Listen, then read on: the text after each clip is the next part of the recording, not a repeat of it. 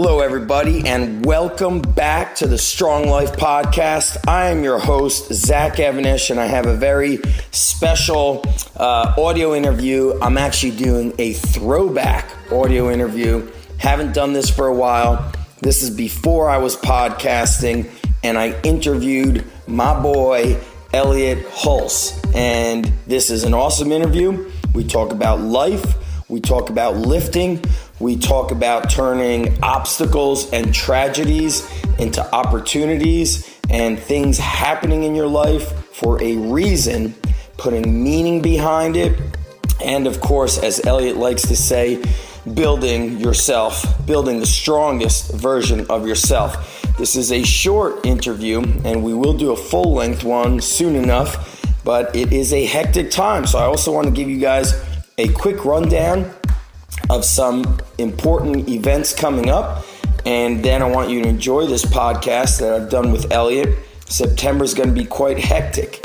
In early September, we will be launching the Encyclopedia of Underground Strength and Conditioning with Dragon Door Publishers. You'll also be able to pick that up through Amazon or anywhere that books are sold. And I'm going to tell you, there has not been a book like this out there since I was a kid. I'm talking life, lifting, education, inspiration, motivation. It is going to be an ass kicker of a book with just under 500 pages of in-your-face amazing information and just shy of 1,000 photos. I truly put my blood, sweat, and tears literally into this book, and I promise you I will not let you down with it. What else is coming up? For certified underground strength coaches, some of you will be with me in Vermont up at Spartan headquarters doing the Spartan Underground Mastermind. And then through the third week of September, I'm working with the Spartan people and doing something called the 431 Project, where we're focused on bringing about change to the health, the life, the fitness, mind, body, lifestyle, to kids in the age category of 13 to 21. There's been a lot of bad news out there in the way of health, lifestyle, their ability to cope with life in general and achieving success. Yet this is the most profound time ever in the world where we could share information and make each other stronger. So I'm really pumped for that. You could check it out at the431project.com. It's going to essentially be like a TED Talks event focused on health and fitness for that age group. There's going to be a lot of powerful people in attendance, and I just can't wait. It's going to be September, I feel, is going to be this life-changing month. And lots of big things happening with the Zach Evanish website and Underground Strength Coach and the certification in general. So all these things are going to be rolling out through September and through October. They're going to be huge months. And if you're here listening at undergroundstrength.tv, you could also see some of our other information courses for you guys to take action with, because it supports this podcast. And that means a lot to me, and I stand behind everything I do. So when you invest in something, I just want you to know I take that shit seriously. Here we go, guys. Let's get kicked off here with a throwback audio interview with Elliott Hulse, and I know you guys are going to enjoy it. And once again, we're on iTunes and Stitcher. Thanks for everybody leaving those 5-star reviews and ratings, and I will see you guys soon. Any questions or comments, please reach out to me through Twitter, through ZachsFanPage.com, or at UndergroundStrengthCoach.com. That is the inner circle. Peace out, guys. Enjoy the show with Elliott. Yo, guys, what's up? Zach Evanish here, UndergroundStrength.tv. Got my homeboy Elliott, the Incredible Hulse, on the other line, and Elliott's in a remote secret location on a family vacation, so I'm not gonna I'm gonna keep this real fast, and our connection may not be the best because I'm on my cell phone. Elliott is using 2 tin cans and a string. There's no internet connection where he is, so it's great. He's going to be out getting some time with the family, and I'm really grateful he offered to take a few minutes away, and that's serious stuff. So, Elliott, thanks for doing this, my brother. Anything for you, bro. You're the man, dude. So you and I both are going through, I guess, an evolution, or even like a revolution of sorts, where when you and I first met, we were kind of like bulking up, heavy lifting, heavy everything, and not really listening to our bodies. And now you and I are moving towards leaning up, still being strong, but focusing on health and just paying much more attention to like the spiritual aspect of things. So just give us like a little kind of a little rundown of what's been going on. Your training has evolved, your mindset has evolved. Give us like a little rundown of what's been going on with your training and lifestyle lately. Well, I think you used the right word when you said evolution, because that's the way I look at it. Revolution does make sense because a lot of the different things that I'm sharing with people now have always been there. I've always been fascinated with, but I set aside in order to develop a persona with the strongman training, football training, all of the hardcore stuff that I did for so many years. But as life goes on, an individual sheds different layers of themselves like an onion and gets closer and closer to the core of who they are and what their personal mission in life is.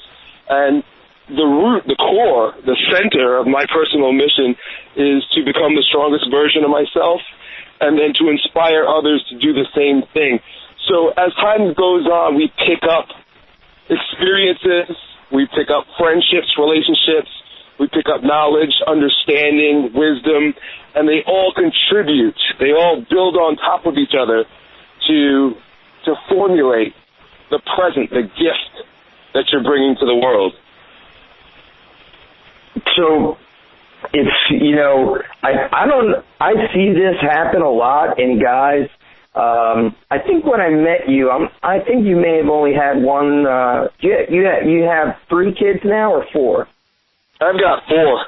4. So I think when you and I met, you may have had 1 kid, and I've watched how you and I have changed. And also guys kind of have, I would say, quote unquote, in our shoes.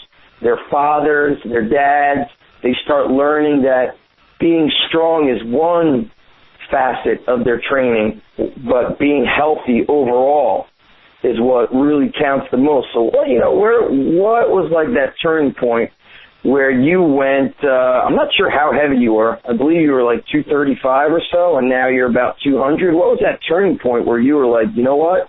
It's time for a change, man. I'm gonna change the way I train. I'm gonna change the way I feel, and I'm doing this for this reason. Like, what was the turning point? Well, I have a tendency to believe that every tragedy contains the seeds for success. Every quote-unquote bad thing or challenge that we have in life is set in front of us to help us to grow stronger. If we take that perspective, a lot of times people are victims of their circumstances, victims of tragedies. Well, about 2.5 years ago, I tore my bicep. Yep, I remember that. I remember that. And it's funny because, I was doing some things that weren't healthy. I was training like an animal with my mind set on becoming America's strongest lightweight pro strongman, and I was there. I basically was there. I had all the numbers, and I was getting ready for a competition, and I tore my bicep. So I injured myself, and basically the entire facade, and I use that term facade because I even knew that this wasn't sustainable. It really wasn't the strongest version of myself. It really wasn't me. 250-pound Elliott Hulse, that's not the strongest complete version of who I was supposed to be. So the facade came crumbling down at that very moment that I tore my bicep, and along with that came tears, came frustration, came anger, but also came relief, because I was able to give up that version of myself. I was able to shed that. And at that very moment, I know you asked, when did this all happen? At that very moment, an instant quantum leap evolution happened in me. I knew it the minute the bicep popped. I literally heard it tore, crack, and I knew in my mind, okay, this is exactly the sign I've been looking for. Because it's funny, that morning before I tore my bicep, I'm not much of a prayerful guy. I don't pray with words. You know, it's just not one of the things I do. But for some reason that morning before I tore my bicep, I prayed to God, and I said, give me a sign about what I'm supposed to do with my life next. And really, Khalid and I were looking to buy a house. And I thought he was going to, say, okay, this is your house. We're going to give you the house. Well, that fell through. And later on that afternoon, I popped my bicep, and I said, aha, that's it. This is exactly what I need to do. I need to change the way I'm behaving towards my body and the way I'm approaching life and take a more holistic approach. An approach that I knew was better, but I was resisting. It's interesting because even though you've lost, you've lost about 40, 50 pounds, correct? Yeah, almost. Yeah, you look awesome, friggin' lean and mean, much healthier, a lot more energy, spiritual energy, physical energy, just energy overall. Could feel it from a mile away. You just blew the house down at the Underground Strength Conference, yet you're still able to flip huge tires, lift, 200, 300 plus pound Atlas stones. That's not normal strength for a guy that's 200 pounds. What, give us just like a quick insight into a little bit of your training and how you've been able to actually become stronger physically and spiritually, emotionally. I know that's a long-winded question, but how are you kind of wrapping everything together? And not most people, if they lose 50 pounds, they get extremely weak. You haven't gotten weaker at all. Well, the way that happened was I started searching for a formula for overall strength. And when I say a formula for overall strength, I was looking for what are the handful of things that need to be maximized in order for me to fulfill my potential. And I've gone through many different evolutions of that. But what I've come to at this point, and seems to be working very, very, very well, and I've been using it in my life and sharing with other people, is what I call the 4 layers of strength. You see, at one point my life was very imbalanced, where only one of those 4 layers was given the attention that it deserved, or actually was getting more attention than it actually deserved. And that's the first layer. The very first layer of strength in my model is the most superficial. It's neuromuscular strength. It's what's actually happening with your muscle, the outside of your body, how well you move, how healthy your joints are, how explosive you are, basically your functional capacity as a human being. I call that the first layer, which is neuromuscular strength. And I still pay a lot of attention to this because I think a lot of people who evolve mentally and spiritually tend to forget about the body. Yep. Well, not in my model. Not in my model. In my model, forget going to church, forget going to your temple. Your body is your church and temple. That's where it all happens. So that's the housing, and it's the first layer. The second layer is physiological strength, and this is where we've got to pay attention to our hormones, namely cortisol and the adrenal cortex hormones, and our digestive system. What are you eating, and then how are you behaving in order to keep stress checked so that your physical body could present itself in a healthy fashion. So physiological strength is the second. The third is what I used to call psychosomatic strength, but I now call it energetic strength. It's just a cooler word than psychosomatic. But that's essentially our mental, emotional capacity, what's happening inside our brains that is affecting our body. We all know that you will take on the physical characteristic of a depressed person or a happy person. If you just look at the way a person carries themselves, the way their character is structured in their body, you can see the type of thoughts they are carrying. This is very interesting stuff, and it comes from the work of Wilhelm Reich and Alexander Lowen.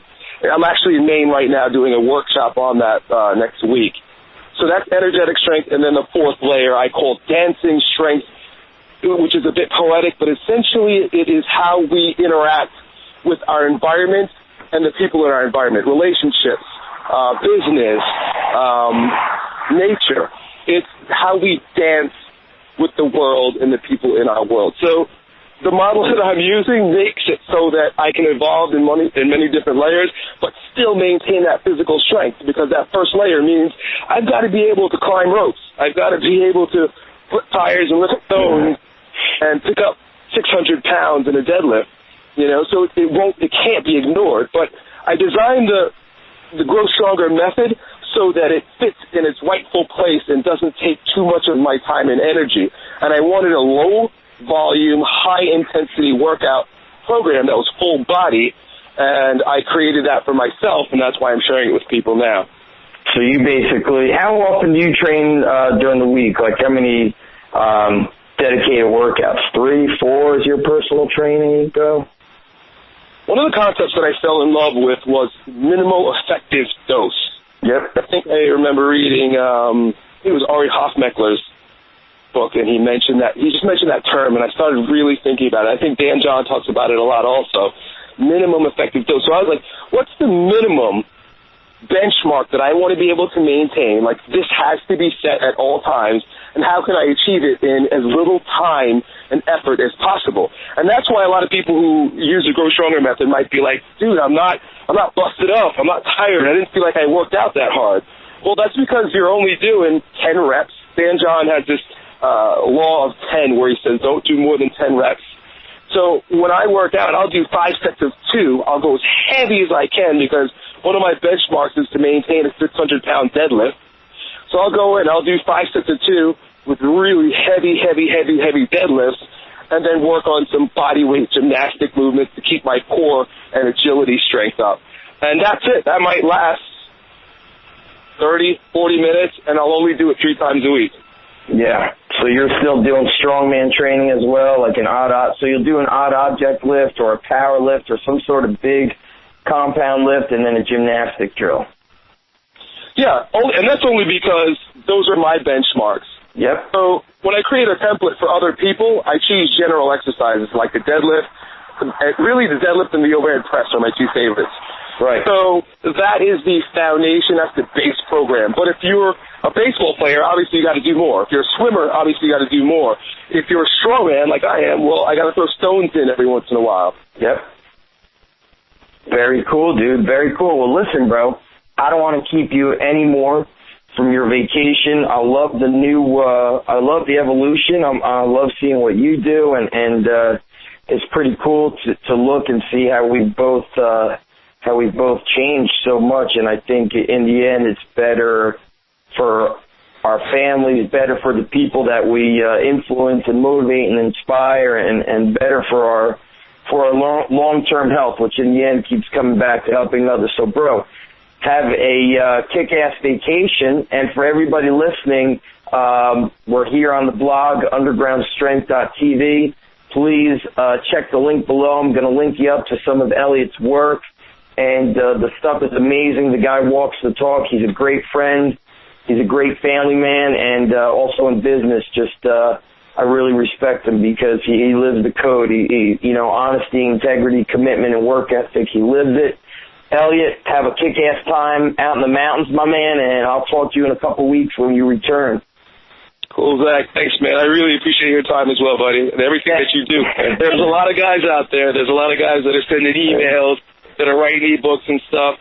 And anyone who's listening to this and knows me, Zach is one of the only guys, sometimes the only email I'll open and guy that I check out when he's doing something, because it's always something interesting. And like he says, it's always full of an integrity and a passion that I don't think a lot of people have. So, dude, we want to thank you for your time and your effort and your passion as well.